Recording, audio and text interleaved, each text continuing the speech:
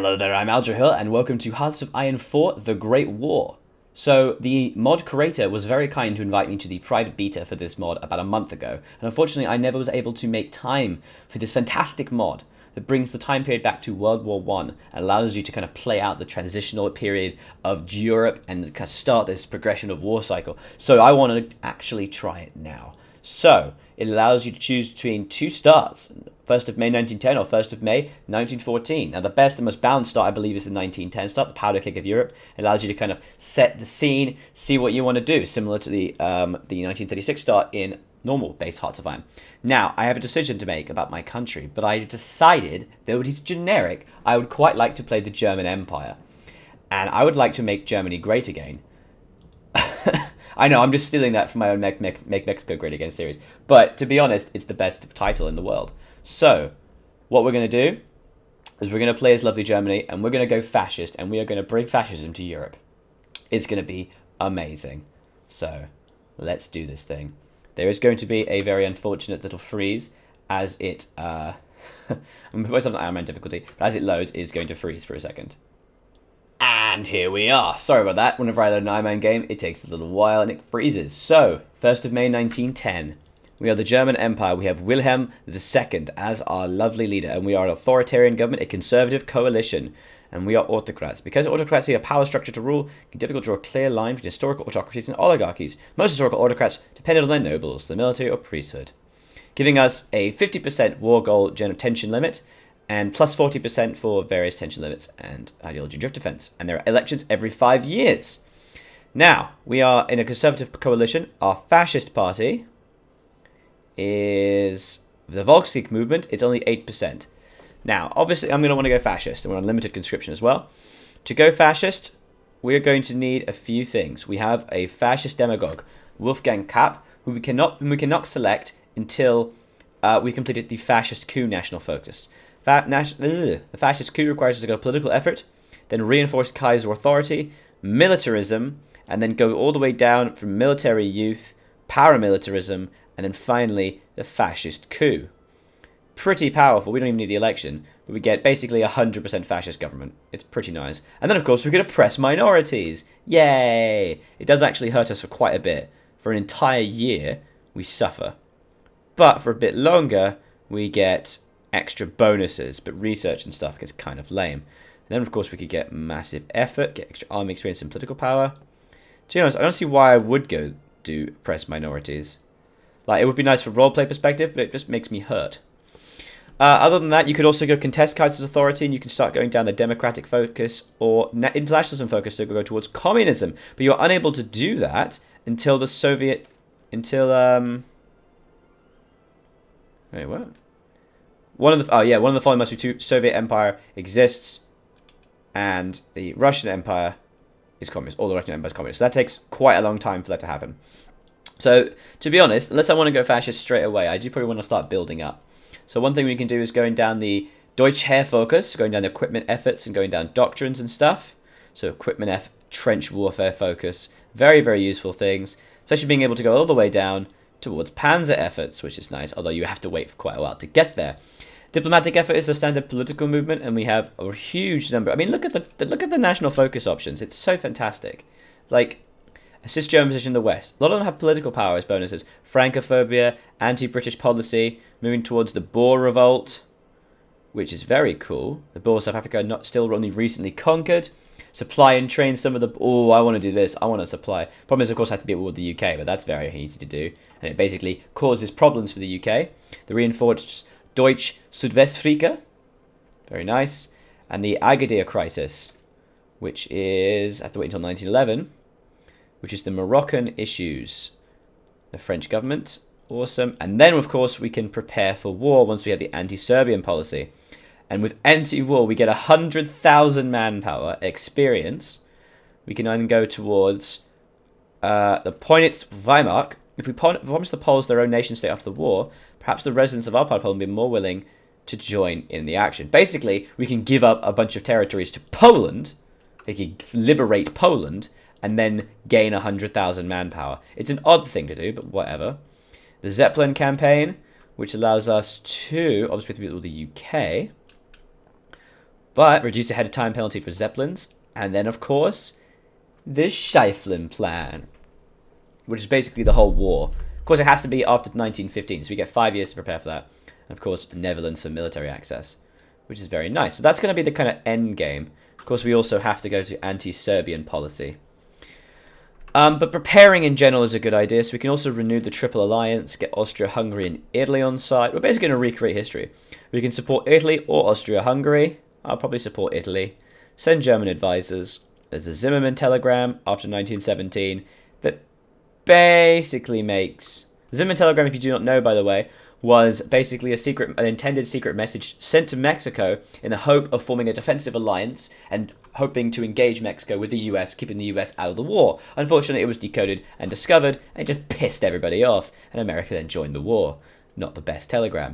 And then we can also invite Sweden to the Central Powers. Why I would want to invite silly old Sweden is, no one knows. We get the Restructure Deutsche Aufmerksamkeit, which is basically East African development. Then there's the air bases. We have to move towards air foci and then moving down towards better air focus and air innovation. And of course, the very normal industrial effort focuses. Question is, what first? God, I hate the fact you only get one factory at a time. Please. Though it does lead to 2 research slots, which considering you start very early, is uber strong. So the question is, what first? What first? Things like political effort are always a nice idea. I mean, gaining extra power, recruitable population, army experience, volunteer forces.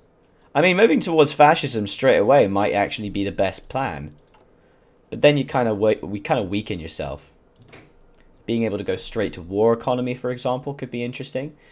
I mean, obviously, I have to be fascist and I have to get towards 15% world tension. But being able to get some really nice advisors, for example, land fort construction. A lot of these aren't very good. But military theorists are always nice. Hermann von Stein, army experience. Adolf Wild von Hurenboom, army experience gain. Oh, these guys are all just army experience game. How lame. And then, of course, entrenchment and stuff. These guys aren't that great. Well, let's start doing our research first. As of always, you want to go straight towards production. So efficiency cap increases are always going to be a good idea. Wow, they are really low at the very start. Ooh, enables building trench. Yes, please. Give me that trench. Trench is used to shelter troops, provides a good defense bonus to the defender. When leading an assault, you should attack from multiple directions to reduce a trench's effectiveness. Oh, baby. Let's start some trench warfare. And then trench level 10. What? Reinforced concrete. Anti-aircraft gun support. Nice. Okay, let's build some trenches. Medicine. Infantry recovery rate, no. Construction, yes. And going towards electric stuff. Torpedo stuff, meh. But breakthrough and tank armor variants are a very good idea. And radio, can't really get electromechanical engineering. So, I mean, I don't really need these things. Although research time reduction could be nice. What's the first thing I'm going to do? I think I'll start moving towards industrial effort. I don't really care about ships right now. Let's do industrial effort as our very first move. Civilian factories, we do not have many. As we are obviously... Oh, we actually have tons of factories. What am I doing? Let's start building crap tons, yo. Let's go.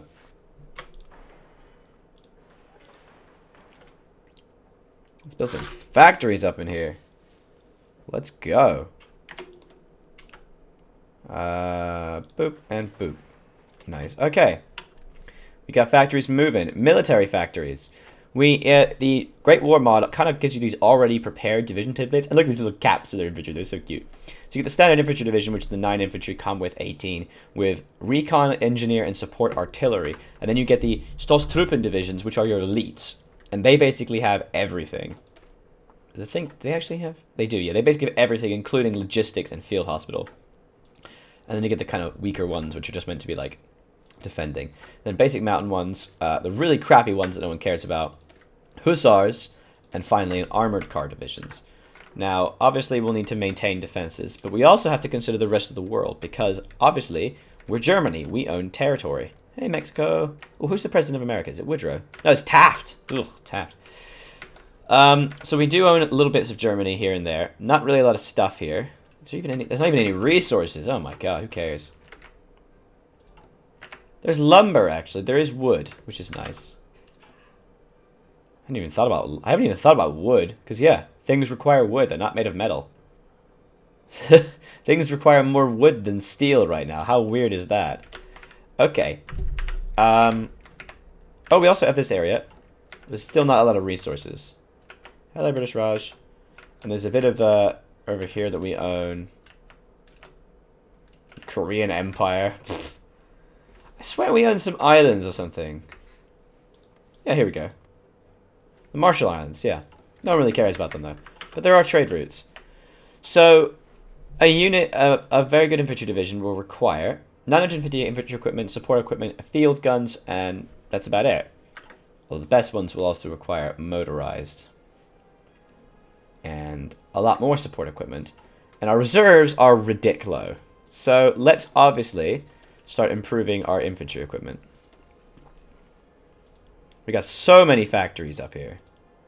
So we'll build tons. Wow, 192 a day. Why is my production efficiency not go down? Okay. I'm fine with that, but, you know. Horse-drawn vehicles. Jesus. Is that what they need? They need horse-drawn vehicles? What? I don't make motorized. Hey. Oh, horse-drawn vehicle obviously counts as motorized. I am a fool. Okay, so that's basically everything we could need. And I don't really want to build armored cars. Because, I mean, look what they get. They're 4 defense. They're 4 defense, 13 breakthrough. They have pretty decent hardness, but their soft attack, in general, it's not very good. Like, we compare this. 25 soft attack to an armored car division we have right now. So it is actually okay, but because a lot of resources. So I'd rather just bulk up with infantry, because infantry are obviously the way to go with regards to just surviving. So we're going to keep up horse-drawn vehicles. And now we need to consider our ships. So dreadnoughts are obviously the way to go. Right? They are the way to move with ships. And basically just maintaining fleets. We also have battle cruisers. Protected cruisers. I'm not even sure what they are. Let's take a look at these bad boys. So we get, basically we have the 2 types of ships at the moment, until 1922 anyway, when we start to diversify into heavy cruisers. Also, there are seaplane carriers and subs. So we got torpedo boats, which are, oh look, they don't even have descriptions. Come on, man. Come on. And they turn into destroyers, which you actually already have. So destroyers are basically anti-sub things. Oh, they haven't even given descriptions to them. Come on. Light cruisers, battle cruisers, kick-ass dreadnoughts. Wait, what? Are these armored cruisers? A large armored cruiser. Ooh. This choice is odd. Big, big bad boy dreadnoughts. And it is basically dreadnoughts rule everything. So we do want to build a lot of dreadnoughts. But we do want to support them with some protected cruisers as well, because they go into light cruisers eventually. So I was looking a little bit into the defense and construction of this. There's a lot of really nice history to this, honestly. So we'll also build battle cruisers, and we'll get some protected cruisers and some destroyers. And so we'll diversify just a little bit. These guys only require a little bit of that. Boop. Improve that. Look at that. Much more dreadnought construction. Love it. And finally, perhaps an extra protected cruiser. And we're going to condense them all into the same place in Mecklenburg. This is our Portsmouth now. We're going to overpower them navally. Okay, and finally, we're going to modify our government. There's not really a very large number of things that are worth building. I mean, these guys are just so crap. So things like industrial concern are likely better, because then we can move towards actual industry. So we're going to get an industrial, especially because we have more time and they're going to get large, we're going to get larger use out of them. That's going to be better. Okay. We're going to now start to train some kick-ass divisions. I mean, the temptation is there to provide only the very best. So, like, if we trained our very best divisions, yeah, let's just allow our guys to kind of catch up a little bit first. And that is it, guys. That is the start. We have done it. Now we just wait for history to take its course. So, this has been our very first episode. Oh, and look at that. You are a veteran player of Hearts of Iron Saga, and you want to experience a new challenge. We've added new difficulties to the games. Oh my god. Tiddywink, Ho, Manpower +4. Basically get massive things. Not today. I've got balls of steel, and tonight we dine in hell. How? What the fuck? Basically everything is worse. Well, let's go with balls of steel. So everything's just like a tiny bit harder. Division defense on core territory. Oh man, that just makes me suck. I'd like to have a little bit of difficulty because we're going to be Germany. Let's get balls of steel. Thanks, buddy. I like that. I like that. Going a little bit of difficulty. We'll go balls of steel and we'll try and suffer a little bit. So in the next episode, because I'm going to make this a new series, guys, it's going to be a whole new thing. We're going to continue the development of the German Empire. We're going to expand. Well, we're not. We're going to basically sit quietly and hope for the start of the war. But I'm interested to see how history takes its course and what the game will be different. I have gone historical focuses because I would like to see the war happen normally, but we shall see. And I'm really interested to see how it goes with regards to trench warfare. So I was Alderhill, and I will continue to be, and this has been Hearts of Iron 4, The Great War. We're going to make Germany great again, and I have balls of steel. If you are interested in seeing more or have any tips and advice from me, you absolutely should give me a comment below. And as always, a like very much helps. And if you've enjoyed, feel free to subscribe. So I will see you guys in the next episode. Germany's going to be great. I mean, we're just replaying history, but we're going to be great. Bye-bye.